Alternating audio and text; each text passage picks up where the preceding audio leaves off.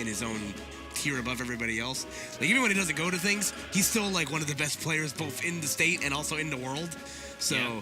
But you know, out of the people in this area that, you know, attend things, it usually kind of went, you know, James, it went Gons, and it went, for a while, it went Wishes, or at the time, Vivid or Jussie, however he decided to go by what moniker.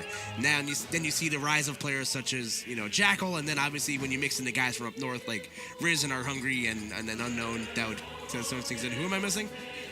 Oh, yeah, and now transitioning into new things with players such as Leon, who's getting top 5 on all the monthlies and all that stuff. The heavyweight. Yeah, man, it's a good time for everybody right now because we have the national threats in both James and Nairo and Wishes and Jackal, and then you got those other regional bosses that come up the ranks, such as the guys like Leon. So, you know, the state's looking really, really strong right now. And but then Lordy. again, when you see people like Wishes coming about, you're seeing national threats be made in front of your very eyes, and we'll have to see how potent this Roy is in Losers Final here at Platinum Star Smash season finale of season 1. Winner goes on, loser goes home. Yeah, so let's see if the switch works out here. So I guess whatever was working for, I guess whatever Wishes saw in winter semis, he did not like it, and he's gonna be switching to Roy here, a character I did not know he was playing. So, you know, we should see this works out. Roy kind of the hot commodity after, you know, Central Florida mainstay Goblin with an impressive 13th place performance at Frostbite this weekend, and always a character I feel like was kind of underrated is Roy. You know, we'll see if it works out here for Wishes. I mean, definitely overshadowed just because of all the use of Chrom that you see. And while calling Chrom a Roy Echo isn't necessarily the truest, true in every sense of the word. Like, there are a lot of differences, both very visible and just slightly different. But it's, Roy really does feel like he doesn't see as much usage as one might expect. Yeah, especially in contrast with how he was used in Smash 4, which is rarely, if ever at all. Yeah, I still feel like he's a very underrated character. He's one of my favorite characters to play personally. You know, there are aspects about his game that are a little unfortunate, you know, because that his Echo Fighter just has obviously the much more consistent damage across the blade, whereas, you know, Roy's damage is very dependent on how the you know, what hit of the sword you get. And regardless of that, parry into the F-tilt was plenty, you know, to get the stock off of Mr. E right there. It does well to do so. It's 65%. But Mr. E piling it on real quickly, and got to read those texts just a little bit better if you're going to get the best of Mr. E. Oh, he meets that up B, and that will be the stock for Wishes. Mr. E with a decisive advantage. Yeah, man. The unfortunate part for Roy is that his recovery is still one of the, you know, the more unfortunate aspects about him. But Wishes trying to slug his way back into the game right now. Almost had the right read on that down air spike. But again, Mr. E just continues to kind of be one step ahead of Wishes right now.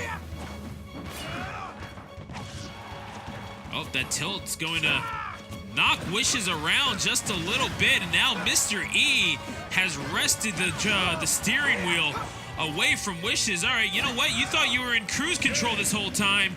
Guess what? This is my race to lose, and he will pull ahead in the initial couple of laps. But it's a marathon. It's a marathon, not a sprint.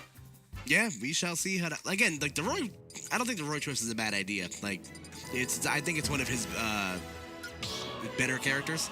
Like, he was using him in teams. He was using him pretty fine. So. Wishes has put in work with this character. He's won things with this Roy, but he will go back to the Pokemon trainer. There was something that he didn't like initially with this Pokemon trainer potentially going up against Lucina. So now Wishes, I mean, his hand was forced. Let's be real, as he goes to Kalos for game number 2. Yeah, it was worth a shot. You know what I mean? So you're going to get a little bit more space on the sides with which to work on the platforms, and maybe just a little bit more of a space to tee up that Vine Whip, perhaps. Yeah, man. We shall see how it works out here, but I feel this is going to be a good stage at least 4 wishes here. He's going to have a lot of room to play with in the middle, you know, as well as the platforms to his side to kind of help him get off the ledge against Mr. E, because that's kind of the beauty of this stage for characters that kind of struggle to get off the ledge. Because it extends over the lip of the stage a little bit, it at least provides you with some coverage to help you, you know, get away from characters like Lucina, who are really good at keeping you in disadvantage on the ledge. Ooh. Oh my. Wishes was looking for the kill right then and there. Mr. E, causing Wishes to go just a little further down than he would have liked. Switch to Squirtle at 83%. Little chancy. Ooh, okay, but the F-tilt once again going to provide great coverage. Trying to intercept the tether in between the ledge. Going to get caught trying to counter a back air maybe. And again, Wish is providing great chase.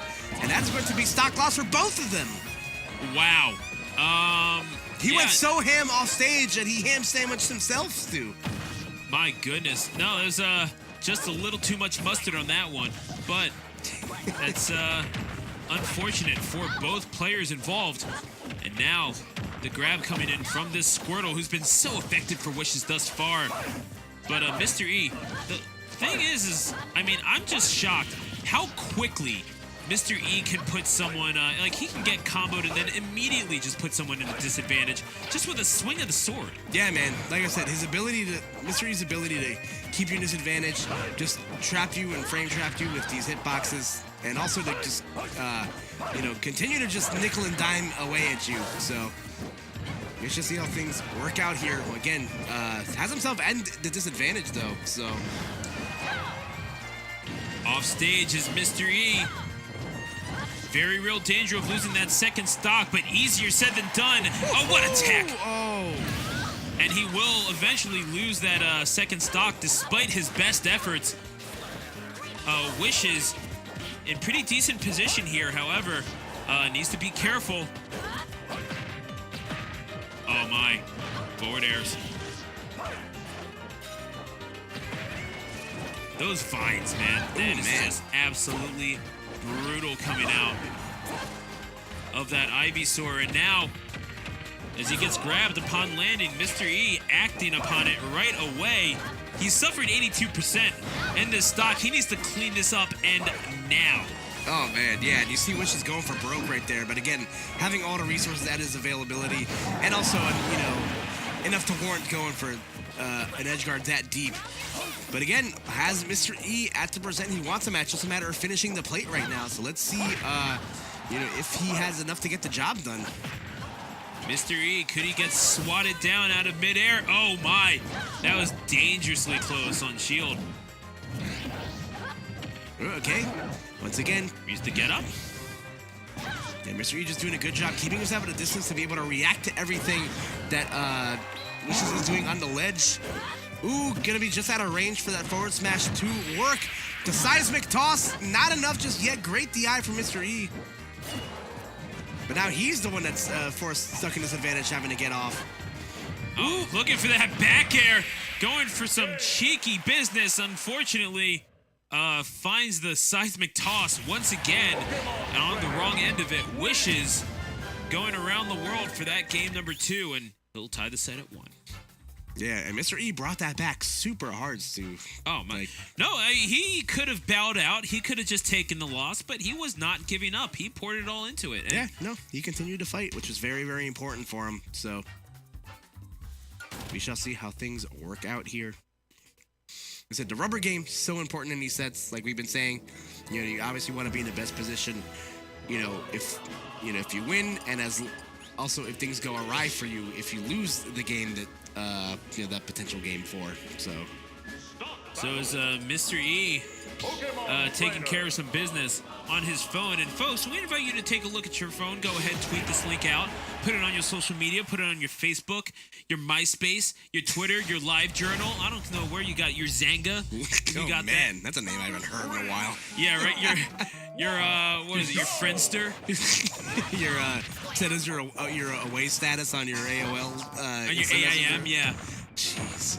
Go ahead and I don't know, talk about it on Tout.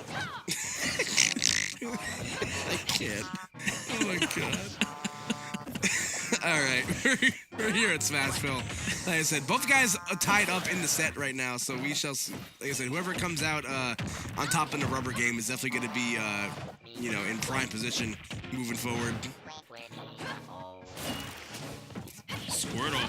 I mean, he's been the star player for Wish's team thus far.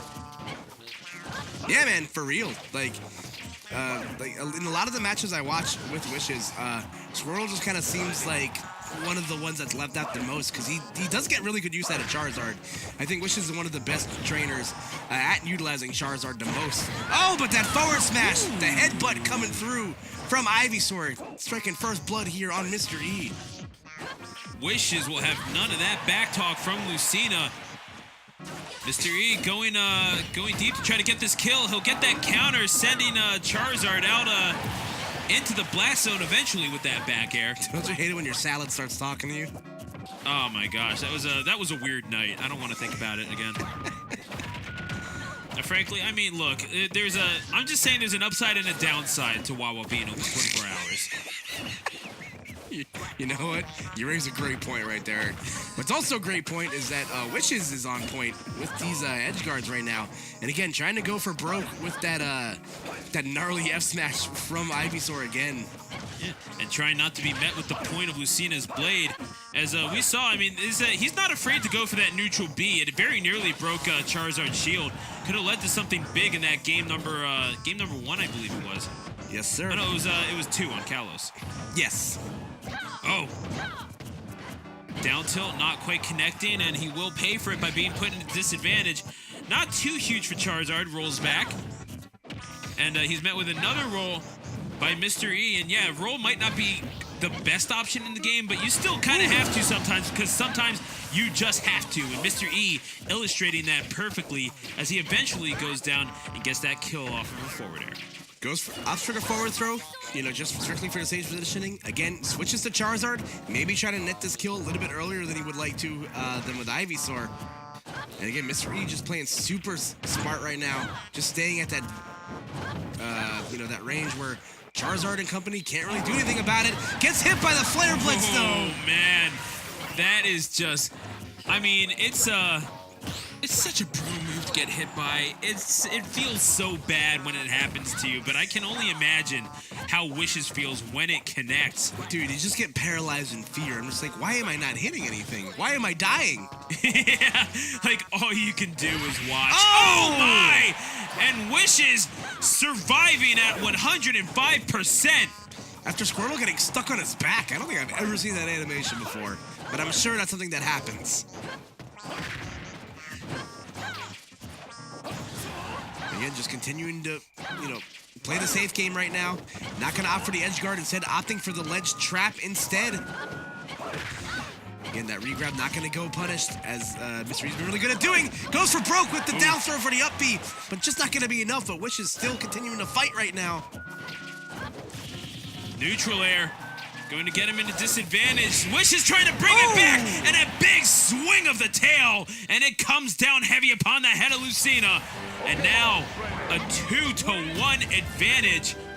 And, is Justin okay? It looks like he's breaking out in hives. Honestly, though, I mean, this is a stressful... He looks like he's stressing out really hard right now. Hey, you play Mr. E, and you tell me how relaxed you are, all right? I mean, I'm not blaming that young man one bit. If he wants to break out in hives, he's earned the damn right to do so, especially when you are one game away from a shot at the Buzz in Grand Finals. And this is going to be game number 4 between these two gentlemen. To Smashville we go. Yeah, so let's see if Wishes can finish his revenge on Mr. E that he retched on him in winter semis. And like you said, Stu, punch his ticket to a date with the Buzz in grand finals. But right now, Mr. E's the one off to the pretty good start right now. Again, with, that's kind of been the MO. Like, Mr. E, you're really good at just getting that early damage, but Wish is just, so crafty at, how he has his Pokemon lineup stacked up, to where in those late percents where things are kind of close, at those high percents, where things can get kind of hairy, he puts himself in a prime position to get out on top. And now, trying to close down that speed. However, Mr. E taken to the air just a little bit more, jumping over the offensive measures of that withdraw. And smartly done, I will say. He's making him rely on Ivysaur just a little bit more. And you know what? If it's Ivysaur you want, it's Ivysaur you will get, says Wishes. He'll take stock number 1 of this game number 4. Again, going for that, consistent early damage with Squirtle to double up air into the forward air. And now Mr. E continuing to play chase, gets the grab, resets the ledge situation. Oof. Catches him on the jump with the forward air. Excuse me, that was a back air, wasn't it? I believe so. Ooh. Yeah. Oh my. Turning myself around on commentary. Can't imagine how Mr. E must feel right now. However, that forward air, Wishes is 1 stock away from a shot at one of New York's finest. That back throw is so dinky. Oh my god. Yeah, seriously. Squirtle, lift up your weight, bro. Squirtle, you're good at a lot of things. That's not one of them. stick to hiding in your shell, man. Yeah, honestly. Just cruise along. Like you're the fastest. You're the fastest one of your crew for some reason. Oh my, down tilt. Yeah, and him off stage, and he's sitting at 173%. He won't mind if he loses this stock, and he'll pummel, and he won't die off of that up throw. Smashville. If he was real, he'd Flare Blitz right now. Oh my! He's real. Yeah, no, he ain't afraid to go for it. Come on now. Now that up throw will finally kill at 222%. Yeah, Make a wish on that. Yeah, but the damage has already been done right now, Stu. Mr. E sitting at a percent where he can very much die if Wishes plays his cards right. My God, that counter did a lot of damage. 40%. And you got to think the switch to Ivysaur will be coming soon, and indeed it will, to get back to the stage. And the forward smash! Wish upon a star, and your dreams might just come true. Wishes will find his way into grand finals. Yes, sir. And now having to take 2 best of 5 sets off of, like you said, one of New York's finest. So the house can still potentially be defended right now, Stu. Mm-hmm. But man, he's going to have to break through, both those walls that are in Attack on Titan, in which I do not remember the names. You are asking the wrong person. I will tell you this. There's the Wall Maria, and then the Pinta, and then the Santa Maria, right? Is that how that works? Something like that. I don't know. There's walls that have to be broken through. Nonetheless.